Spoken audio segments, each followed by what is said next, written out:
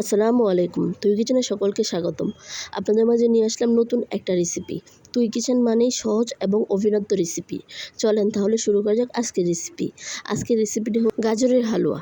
সহজ এবং সুন্দরভাবে কীভাবে গাজরের হালুয়া বানানো যায় এটাই আপনাদের শেখাবো। চলেন তাহলে শুরু করা যাক। প্রথমে একটা ফ্রাই প্যানে দিয়ে দেবো ঘি, তারপর দিয়ে দেবো কুচি করে রাখা গাজরগুলো। ঘির মধ্যে গাজরগুলো আমরা সুন্দর করে ভেজে নিব। আপনারা দেখতেই পাচ্ছেন আমি সময় নিয়ে 5 মিনিটের মতো এই গাজরগুলোকে ভেজে নিব। অবশ্যই লো হিটে, এখানে হাই হিট দেওয়া যাবে না, তাহলে গাজরগুলো শক্ত হয়ে যাবে।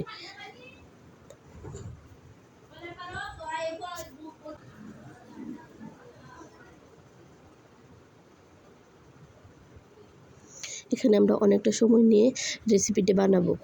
আমার ভিডিওটা ভালো লাগলে সম্পূর্ণ দেখার অনুরোধ রইল এবং লাইক কমেন্ট শেয়ার করে পাশে থাকার অনুরোধ রইল। আর অবশ্যই এরকম নতুন নতুন আরও ভিডিও পেতে সাবস্ক্রাইব করে রাখার অনুরোধ রইল। এ তো দেখতেই পাচ্ছেন 5 মিনিট লাগাত আমি সুন্দরভাবে ভেজে নিয়েছি। এ পর্যায়ে আমরা ব্যবহার করব চিনি।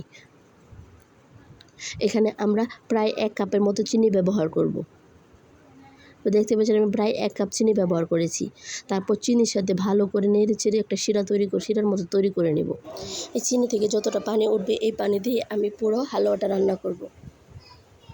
এখানে এক্সট্রা কোনো ধরনের পানি ব্যবহার করা যাবে না। তো দেখতে পাচ্ছেন আমি একটু সময় নিয়ে নেড়ে চেড়ে রান্না করছি।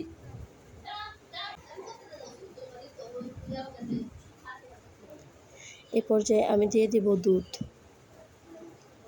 এখানে লিকুইড 1/2 কাপ দুধ দিয়েছি। এখানে বেশি দুধ দিলে হালুয়ার কালারটা নষ্ট হয়ে যাবে। এ পর্যায়ে দুধের সাথে হালুয়াটা মিশিয়ে আমি রান্না করব 15 থেকে 20 মিনিট। অবশ্যই লো হিটে দেখে রান্না করব।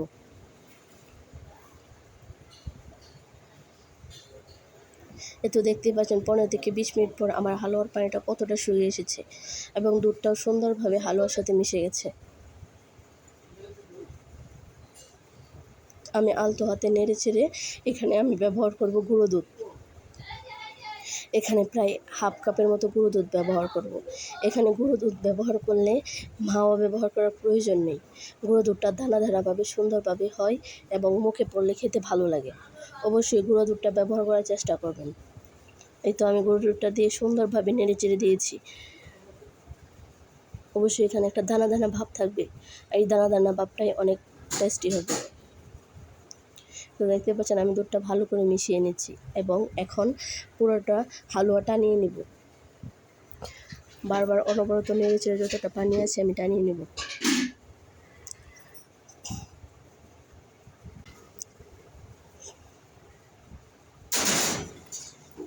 এই তো দেখতেই পাচ্ছেন হালুয়াটা হয়ে এসেছে।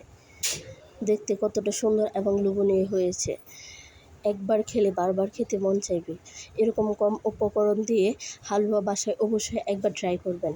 গাজর হালুয়া খেতে এমনিই ভালো লাগে, আর একটু সুন্দর এবং প্রসেসিং করে রান্না করলে তো দারুণ হবে। ভিডিওটা ভালো লাগলে লাইক কমেন্ট শেয়ার করবেন।